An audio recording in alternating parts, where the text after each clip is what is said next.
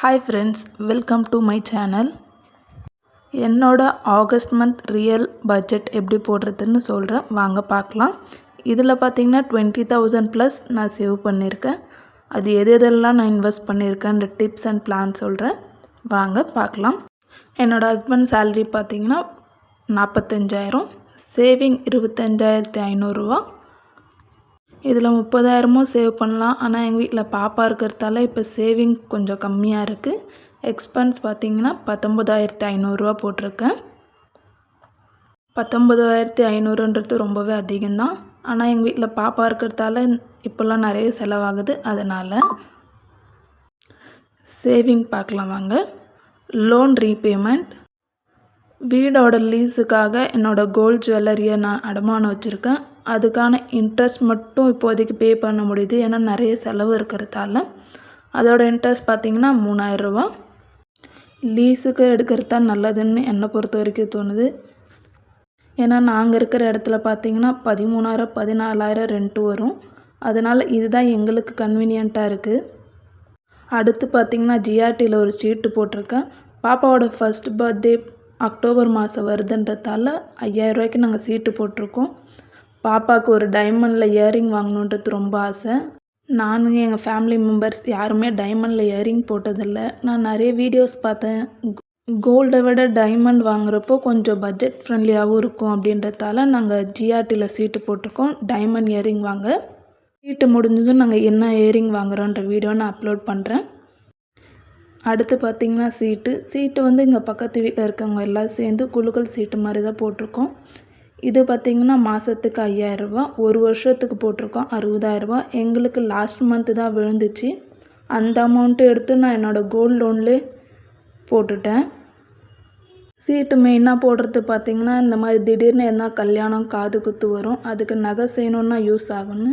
எங்களுக்கு எதுவும் வராதால் அந்த அமௌண்ட்டு எடுத்து அப்படியே நான் லோனில் ரீபேமெண்ட் பண்ணிட்டேன். அடுத்து பார்த்திங்கன்னா எஸ்ஐபி வந்து நான் ஜெரோதாவில் தான் போடுறேன்.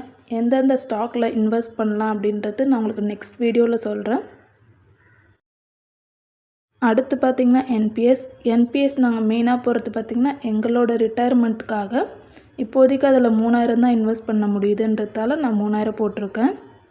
உங்களுக்கு ஸ்டாக் மார்க்கெட்டில் இன்ட்ரெஸ்ட் இல்லை பயமாக இருக்குன்னா நீங்கள் என்பிஎஸ்சில் இன்வெஸ்ட் பண்ணலாம். அதுவுமே ஸ்டாக் மார்க்கெட் மாதிரி தான்.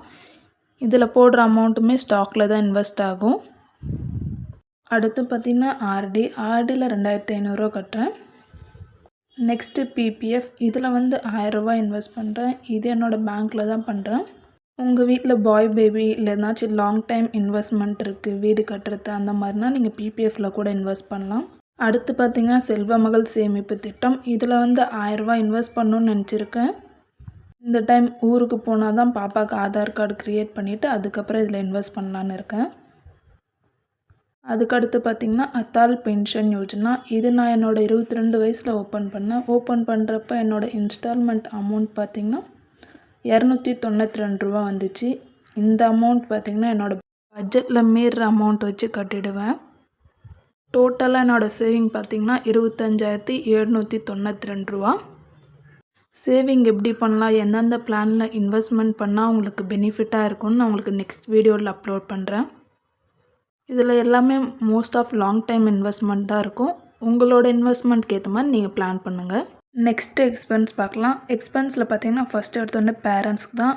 மினிமம் பேரண்ட்ஸுக்கு ஒரு 5,000 அனுப்புறதுக்கு நாங்கள் ட்ரை பண்ணுவோம். அதுக்கடுத்தது மல்லிகை சாமான் 1,500 × 2, நான் 2 மாதத்துக்கு ஒரு வாட்டி தான் மல்லிகை சாமான் வாங்குவேன். அதனால் 1,500 போட்டிருக்கேன். அதுக்கடுத்து பார்த்திங்கன்னா கேஸ், அரிசி, ஆயில். நான் ஜூன் மாதம்தான் 25 கிலோ அரிசி வாங்கினேன். ஜூலை மாதம் கேஸ் சிலிண்டர் வாங்கியாச்சு.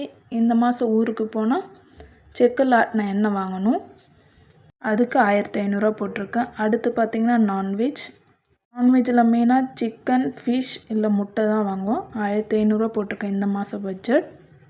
நான் லாஸ்ட் வீடியோவில் சொன்ன மாதிரி வெஜிடபிள் மண்டியில் எங்கள் வீட்டுக்கார் வேலை செய்கிறதால காய்கறிக்கு அவ்வளோ செலவாகாது. இருந்தாலும் வெங்காயம், பூண்டு, கீரை வகை வாங்குறதுக்கோசரம் இதில் பார்த்திங்கன்னா பன்னீர், மஷ்ரூம், தேங்காய் எல்லாமே ஆட் ஆகும். இது பார்த்திங்கன்னா பாலுக்கான பட்ஜெட் 800 போட்டிருக்கேன். அதுக்கடுத்து தண்ணி கேன். அடுத்து பார்த்திங்கன்னா தண்ணி கேன். தண்ணிக்கான பட்ஜெட் பார்த்திங்கன்னா 200 ஒரு கேன் பார்த்திங்கன்னா 40 வரதால 5 கேன் ஆகும் எங்களுக்கு. இந்த மாதம் அதிக செலவாகாது, ஏன்னா நான் ஊருக்கு போகிறதால.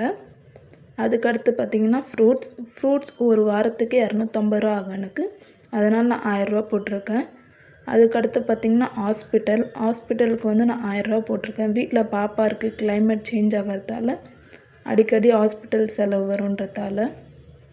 அதுக்கடுத்து பார்த்திங்கன்னா ரீசார்ஜ் நாங்கள் 2 மந்த் ஒன்ஸ் தான் போடுவோம். அது பிளான் பார்த்திங்கன்னா 630 வரும். நான் 650 போட்டிருக்கேன். அடுத்து பார்த்திங்கன்னா டிரான்ஸ்போர்ட்டேஷன். இந்த மாதம் ஊருக்கு போகிற செலவு இருக்கிறதால 1000 போட்டிருக்கேன். இல்லைன்னா ஜென்ரலாக 500 தான் இருக்கும். அதுக்கடுத்து பார்த்திங்கன்னா ஹேர் கட் அண்ட் த்ரெட்டிங். ஒரு ஃபங்க்ஷனுக்கு போகிறதால என்னோடய த்ரெட்டிங்கும் ஆட் பண்ணியிருக்கேன். என்னோடய ஹஸ்பண்டுக்கு 15 days ஒன்ஸுக்கு பார்த்திங்கன்னா 200 rupees ஆகும் ஹேர் கட்டுக்கு. அதுக்கடுத்தது ஃபங்க்ஷன் அண்ட் ஃபெஸ்டிவல். இங்கே நாங்கள் இருக்க ஏரியாவில் பார்த்திங்கன்னா பௌர்ணமிக்கு அன்னதானம் போடுவாங்க. அதுக்கு ஒரு வீட்டுக்கு பார்த்திங்கன்னா 500 டொனேஷன் மாதிரி வாங்குவாங்க. அதுக்கு 500 ப்ளஸ் இந்த மாதம் ஆடி கிருத்திகை வரதால் நான் 700 போட்டிருக்கேன். அடுத்து பார்த்திங்கன்னா ஷாப்பிங். இந்த மாதம் எங்களோட ஆனிவர்சரி வரதால் ஷாப்பிங்க்கு நான் 1000 போட்டிருக்கேன். அடுத்து பார்த்திங்கன்னா அவுட் சைட் ஃபுட். உண்மையாலுமே பாப்பாவை வச்சுட்டு வீட்டில் ரொம்பவே கஷ்டமாக இருக்குது குக் பண்ணுறதுக்கு. அதனால் அவுட் சைட் ஃபுட் இதுக்கு மட்டும் நான் எப்பயுமே நோவே சொல்ல மாட்டேன். நெக்ஸ்ட்டு பார்த்திங்கன்னா அவுட்டிங். இந்த மந்த் எங்களோட ஆனிவர்சரின்றதால எங்கேயாச்சும் வெளியே போகிறதுக்கு பிளான் போட்டிருக்கோம். அதனால் அவுட்டிங்க்கு 1000 போட்டிருக்கேன். டோட்டலாக பார்த்திங்கன்னா 18,850 ஆகுது எக்ஸ்பென்ஸ் இந்த மந்த். டோட்டலாக இவ்வளோ ஆகுமான்னு கேட்டால் கண்டிப்பாக ஆகாது. 18,850 எனக்கு 17,000 கூட ஆகும் இந்த மாதம். நீங்கள் பட்ஜெட் போடுறீங்கன்னா உங்களோட ஹஸ்பண்ட் சேலரிலேருந்து 1000 இல்லை 2000 எடுத்து தனியாக வச்சுட்டு போடுங்க. ஏன்னா திடீர்னு ஏதாச்சும் செலவு வருன்றதால. வந்து பார்த்திங்கன்னா சேவிங், பி வந்து பார்த்திங்கன்னா எக்ஸ்பென்ஸ். டோட்டலாக இந்த மாதம் சேவிங் பார்த்திங்கன்னா 25,792 எக்ஸ்பென்ஸ் பார்த்திங்கன்னா 18,850 டோட்டலாக 44,642 செலவு ப்ளஸ் சேவிங் சேர்த்து 45,000 மைனஸ் பண்ணிங்கன்னா 358 வரும். இது பார்த்திங்கன்னா எனக்கு எல்லா மாதமும் 1000 இல்லை 1200 2000 வரைக்கும் கூட சேவ் ஆகும். அது அப்படியே எடுத்து நான் எமர்ஜென்சி ஃபண்ட் மாதிரி வீட்டில் சேவ் பண்ணி வச்சுப்பேன். இதுதான் இந்த மந்தோட என்னோடய பட்ஜெட் பிளான். இந்த பட்ஜெட் பார்த்திங்கன்னா எல்லா மாதமும் இப்படியே இருக்குன்னு சொல்ல முடியாது. இதில் சின்ன சேஞ்சஸ் வரும். ஏதாச்சும் ஒரு செலவு எக்ஸ்ட்ரா ஆகும், ஒரு செலவு கம்மியாகும். கம்மியாகிறத வச்சு இன்னொரு செலவை மெயின்டைன் பண்ணிப்போம். இந்த வீடியோ உங்களுக்கு பிடிச்சிருக்குன்னு நம்புகிறேன். பிடிச்சிருந்தால் லைக் பண்ணுங்கள், ஷேர் பண்ணுங்கள். மறக்காமல் என்னோடய சேனலுக்கு சப்ஸ்கிரைப் பண்ணுங்கள். தேங்க்ஸ் ஃபார் வாட்சிங்.